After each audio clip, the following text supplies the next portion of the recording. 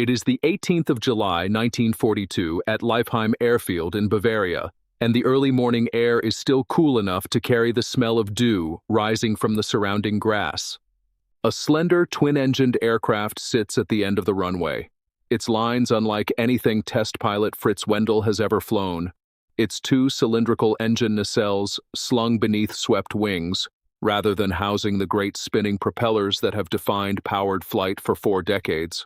There is no roar of pistons as Wendel signals for takeoff, only a rising, unfamiliar whine, a sound closer to a turbine than an engine, building steadily as the aircraft gathers speed along the tarmac. Ground crew stand well back, some visibly uncertain what to expect, since an earlier attempt to fly this same airframe under jet power alone had ended in near disaster when both engines failed almost simultaneously on takeoff. This time, the engines hold. The aircraft lifts cleanly into the pale morning sky, climbing with a smoothness and acceleration no propeller-driven fighter in the world can match, and for the first time in aviation history, a genuinely viable jet-powered warplane is airborne under its own power alone. Wendel banks gently over the Bavarian countryside, the aircraft responding with a speed that will, within months, be measured against every fighter the Allies can put into the sky, and found to be faster than all of them by a considerable margin. This is the Messerschmitt Me 262, and on this quiet July morning, it has just demonstrated, however briefly, a genuine glimpse of the future of aerial warfare. Yet few watching from the airfield that day could have imagined that this extraordinary aircraft, capable of outrunning anything the Allies possessed, would not appear in meaningful numbers over German skies for almost 2 more years, delayed not merely by the immense engineering challenges of jet propulsion itself, but by decisions made far from any airfield, in conference rooms where a single man's insistence would help determine how, and when, this revolutionary weapon would finally be permitted to fly into battle. The urgency behind Germany's pursuit of jet propulsion in the years leading up to that Leipheim test flight stemmed from a strategic problem that conventional aircraft design seemed increasingly unable to solve. By 1942, the Royal Air Force and, from 1943 onward, the United States Army Air Forces were mounting an intensifying campaign of daylight and night bombing against German industry and cities, escorted increasingly by long-range fighters such as the North American P-51 Mustang, capable of accompanying bombers deep into German airspace. German piston-engined interceptors, principally the Messerschmitt Bf-109 and Focke-Wulf Fw-190, though formidable aircraft in their own right, found themselves increasingly outmatched as Allied bomber formations grew larger and better defended, and as escort fighters improved in range and performance. Luftwaffe fighter pilots faced mounting losses, with German fighter production struggling to keep pace with attrition even as factories expanded output through 1943 and 1944. The theoretical solution, an aircraft capable of speeds far beyond anything propeller-driven engines could achieve, had been understood by aeronautical engineers since the 1930s, when both British and German researchers began independently investigating gas turbine propulsion. Messerschmitt's design team, led initially by Voldemar Voigt, under the direction of Willy Messerschmitt himself, had begun preliminary work on a jet-powered fighter as early as 1938, but the aircraft's fate depended entirely upon an engine that did not yet exist in reliable form. The Junkers Jumo 004 turbojet, developed under engineer Anselm Franz, promised the thrust necessary to power a genuine fighter, yet its development proved extraordinarily difficult, since the internal turbine components required temperatures and stresses that pushed available German materials science to its absolute limit. Wartime shortages of strategic metals including chromium, nickel, and molybdenum, all essential for producing heat-resistant turbine blades capable of withstanding sustained high temperatures, forced German engineers to substitute inferior alloys, resulting in engines whose turbine blades and combustion chambers wore out after remarkably short operational lives, with some early production engines requiring replacement or major overhaul after as little as 10 to 25 hours of running time. Solving the airframe's aerodynamics, its swept wing design and control characteristics at previously unattainable speeds proved almost as demanding as solving the engine itself, since pilots and engineers alike were operating in a regime of high-speed flight for which no established body of knowledge yet existed. The engineering solution that eventually emerged combined genuine innovation with the harsh compromises forced upon Germany's wartime industry. The finished Me 262 stretched just over 10.5 meters in length, with a wingspan of approximately 12.5 meters, and was powered by two Junkers Jumo 004B turbojets, each producing around 890 kilograms of thrust, propelling the aircraft to a maximum speed in the region of 870 kilometers per hour in level flight, a figure that exceeded the fastest Allied piston-engined fighters of the period by well over 150 kilometers per hour. Its armament, 4 Rheinmetall Borsig Mk 108 30mm cannon mounted in the nose, delivered devastating destructive power against Allied bombers, with German pilots reporting that as few as 3 or 4 hits from these heavy cannon shells could bring down a 4-engined bomber outright, though the weapon's relatively low muzzle velocity demanded considerable skill in judging deflection during high-speed passes. Manufacturing an aircraft this advanced strained German industry severely, with production spread across dispersed and increasingly improvised facilities as Allied bombing targeted established aircraft factories, including underground and forest-concealed assembly sites, established later in the war specifically to escape detection. Total wartime production of the Me 262 across all variants reached approximately 1,400 aircraft, an impressive figure given the technical difficulty involved, though historians note that persistent material shortages, bombing disruption, and, crucially, decisions taken at the highest levels of German command meant that only a small fraction of these aircraft, generally estimated at somewhere around 200, ever saw genuine operational combat service before the war's end. Central to that gap between production and deployment was a decision taken in November 1943, when Adolf Hitler, viewing a demonstration of the aircraft at Insterburg,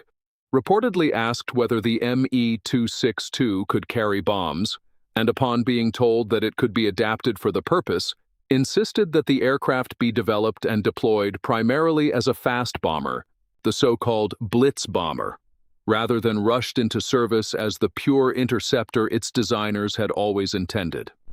This directive, historians continue to debate with considerable intensity, diverted design and production effort toward bomb-carrying variants, and delayed the aircraft's introduction as a dedicated fighter capable of directly confronting Allied bomber formations at the very moment Luftwaffe fighter units needed it most. Some historians argue the delay this decision caused has been somewhat overstated relative to the far more fundamental limitations imposed by engine production and material shortages, which would have constrained large-scale deployment regardless of Hitler's preferences, while others maintain that the months lost to the bomber requirement, combined with the confusion it introduced into an already strained production and training system, meaningfully postponed the aircraft's entry into large-scale fighter operations during the critical period when Allied bomber losses might otherwise have climbed to unsustainable levels. When the Me 262 finally entered concentrated combat service, its impact on those who encountered it was immediate and unmistakable. The first dedicated fighter unit, Commando Nowotny, formed under the celebrated ace Major Walter Nowotny in September 1944, began operations against Allied bomber formations over Germany that autumn, its pilots reporting an entirely new experience of aerial combat, closing on enemy bombers at speeds Allied gunners struggled to track and firing brief, devastating bursts before the jet's velocity carried it through the formation and beyond effective return fire. Jagdgeschwader 7, formed subsequently as the primary Me 262 fighter wing, along with specialized units flying the aircraft in the ground attack and reconnaissance roles, mounted increasingly frequent sorties through the winter of 1944 and into 1945, engaging Allied bomber streams over targets including Berlin, Leipzig, and industrial centers across Western Germany. Allied bomber crews who encountered the jet described genuine alarm at its speed, and fighter escort pilots found themselves struggling to intercept an aircraft that could simply outrun their own machines in level flight, forcing Allied tactics to shift toward attacking Me-262 airfields directly and catching the jets during their most vulnerable moments, takeoff and landing, when their speed advantage could not be exploited. If you're enjoying this journey through history, subscribing genuinely helps us continue bringing remarkable true stories like this to the channel.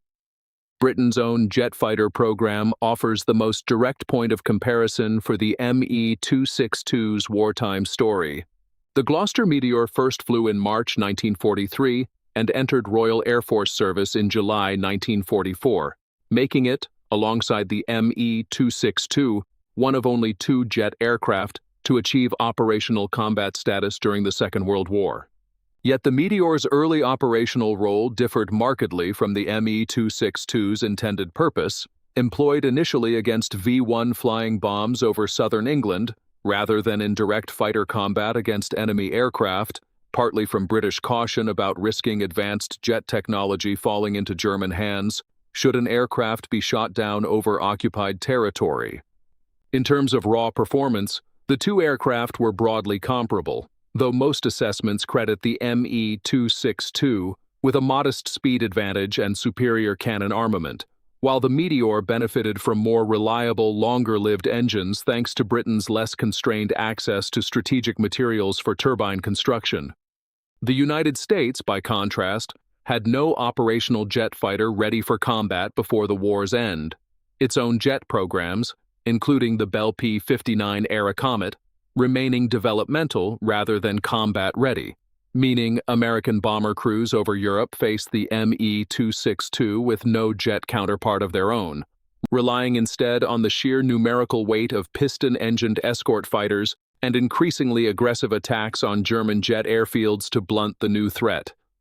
Japan's own jet development, including the Nakajima Kika, remained still further behind, never reaching operational status before the war concluded. Set against this wider picture, the Me-262 stands as the most operationally significant jet aircraft of the entire war, yet its numbers, never exceeding a few dozen aircraft serviceable on any given day, even at the program's peak, proved far too small, and its introduction far too late, to meaningfully alter the deteriorating strategic position Germany faced by late 1944.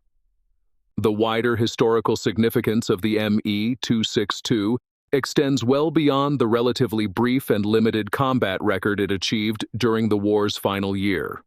Its swept-wing design, adopted partly for aerodynamic reasons, and partly, according to some accounts, from practical considerations relating to the aircraft's center of gravity, influenced post-war jet fighter development across multiple nations, with both American and Soviet engineers examining captured German aerodynamic research and personnel in the years immediately following the war, research that fed directly into swept-wing designs such as the American F-86 Sabre and Soviet MiG-15, aircraft that would themselves face one another in combat during the Korean War, barely 5 years later. Several complete Me-262 airframes survive today in museum collections, including examples preserved at the Smithsonian National Air and Space Museum in the United States and the Deutsches Museum in Munich, offering visitors a direct physical connection to an aircraft that briefly represented the absolute cutting edge of aviation technology at the very moment the war that produced it was drawing to its close. Historians continue to debate the precise extent to which earlier, unencumbered deployment of the Me-262, purely as an interceptor, might have altered the course of the Allied bombing campaign, with most concluding that while the aircraft might have inflicted considerably heavier losses on Allied bomber formations had it entered fighter service many months earlier, Germany's broader strategic position, its shrinking industrial base, its fuel shortages by late 1944, and the sheer numerical superiority of Allied air power made any decisive reversal of the war's outcome through jet fighters alone almost certainly unattainable regardless of how the aircraft had been deployed. Return, for a final moment, to that Bavarian airfield in July 1942, to the unfamiliar whine of turbines rising across the dew-covered grass, to Fritz Wendel banking gently through a pale morning sky in an aircraft unlike any that had ever flown before it.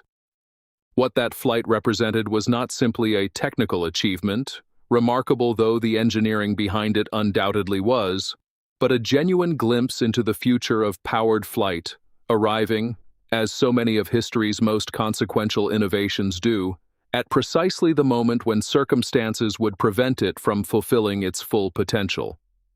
The Me-262 could outrun every fighter the Allies possessed. It could shatter a four-engined bomber with a handful of well-placed cannon shells. It embodied, in its swept wings and turbine engines, ideas that would define military aviation for the following half-century. And yet, it arrived too late, delayed by the same wartime scarcity of raw materials that constrained every corner of Germany's collapsing industrial machine, and further delayed, historians continue to argue, by decisions taken far from any runway, in rooms where strategic instinct and personal insistence outweighed the calculations of the engineers and pilots who understood the aircraft best. Fritz Wendel's quiet test flight over Leipheim in the summer of 1942 offered a genuine glimpse of aviation's future, arriving 2 years too early for the men who built it, and, in the final reckoning, many months too late to change the fate of the war, it was designed to help win.